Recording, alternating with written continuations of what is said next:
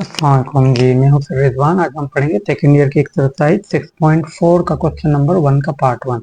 इसमें हमें क्या करना है, integrate by parts the following, यानी कि हमें इंटीग्रेशन करना है बाय पार्ट्स। ठीक है, बाय पार्ट्स के जरिए को इंटीग्रेशन करना है। तो इसका क्या तरीका है, इसको हम करते हैं आइलेट रूल के जरिए। ठीक है, आइलेट रूल क्या होता है, आइलेट रूल। ठीक है, आइलेट में ये आई स्टैंड फॉर क्या है, inverse, L stand for logarithmic यानी एलएन, ए अलजेब्रिक, टी ट्रिग्नोमेट्रिक और ई एक्सपोनेंशियल। ठीक है, तो इस लिहाज से अगर हम देखें तो एक्सपोनेंशियल जो है वो तो सबसे एंड में आ रहा है। ठीक है, तो इसमें हम क्या करते हैं कि हमें सबसे पहले एक यू सपोज करना होता है, एक को यू सपोज करना होता है और एक को डीवी सपोज करना होता है। ठीक है, इसमें हमारे पास दो फंक्शन है, तो एक को यू सपोज करना है और एक को डीवी। तो इनवर्स ट्रिग्नोमेट्रिक तो सबसे पहले आता है और सबसे एंड में एक्सपोनेंशियल आता है, तो यानी कि जो सबसे पहले आएगा उसको यू सपोज करेंगे। अब एक्सपोनेंशियल तो सबसे एंड में आता है, तो इसका मतलब एक्सपोनेंशियल तो कभी भी यू बन ही नहीं सकता, तो उसमें तो इधर ही आना है। तो वो एक्सपोनेंशियल जो है वो हमारे पास यहाँ पर आ जाएगा। ठीक है, और यानी ये जो चीजें ई एक्स टी एक्स जो है ये हमारे पास क्या बन जाएगा, यहाँ से यहाँ तक। ठीक है, ये जो चीजें ये अलग हो जाएगी और ये अलग हो जाएगा। ठीक है, इस तरीके से दो फंक्शन बन जाएंगे।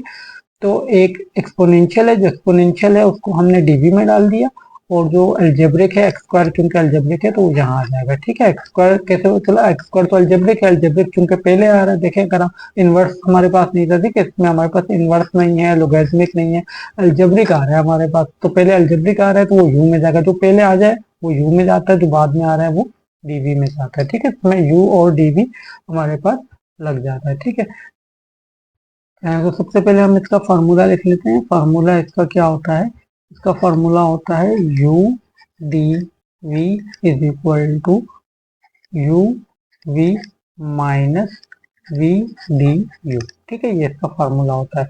तो हमें क्या चीज चाहिए थी, इधर यू डी वी चाहिए था, तो एक को यू बना लिया और एक को हमने डीवी बना लिया, यू और डीवी बना लिया, एक यू बन गया एक डीवी बन गया। अब आगे हमें यू और वी चाहिए, तो यानी कि इसको हमें क्या करना है, डिफ्रेंशिएट, और इसको करना है इंटीग्रेट। तो इसको करेंगे हम इंटीग्रेट और इसको करेंगे डिफ्रेंशिएट। तो यू का डिफ्रेंशिएट करेंगे विद रिस्पेक्ट टू एक्स, तो क्या हो जाएगा, तो हो जाएगा D you upon D x हो जाएगा। ठीक है, इसको डिफ्रेंशिएट करें, टू पीछे आएगा, पावर एक कम हो जाएगी।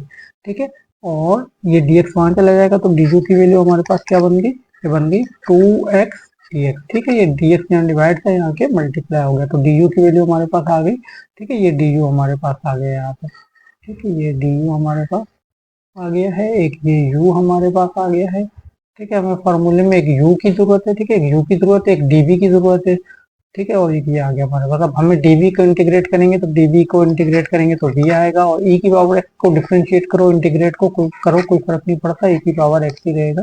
तो इस तरीके से हमारे पास इसका इंटीग्रेशन भी आ चुका है। तो ये इन तीन चीजों की हमारे पास जरूरत है, एक इसकी जरूरत है, एक इसकी जरूरत है और एक इसकी जरूरत है। ये तीन चीजें हमारे पास आ चुकी हैं, इसको फार्मूले में डालते हैं।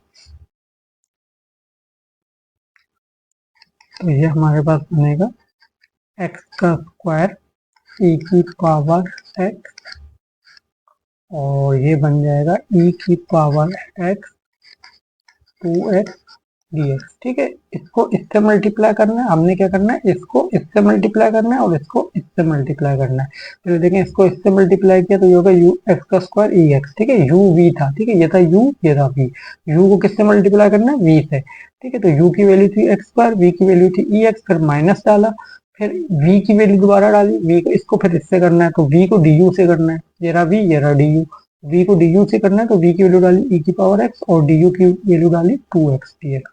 ठीक है, अब हम क्या करेंगे, इसके बाद इसको ऐसे लिख देंगे, इसको ऐसे लिख देंगे, यहाँ से टू कांस्टेंट है पीछे निकाल देंगे। ठीक है, टू कांस्टेंट होने की वजह से पीछे आ जाएगा, तो पीछे क्या बच जाएगा, एक x बच जाएगा और एक e की पावर एक्स बच जाएगा, e की पावर एक्स बच जाएगा। ठीक है, दो चीजें हमारे पास बच जाएंगी।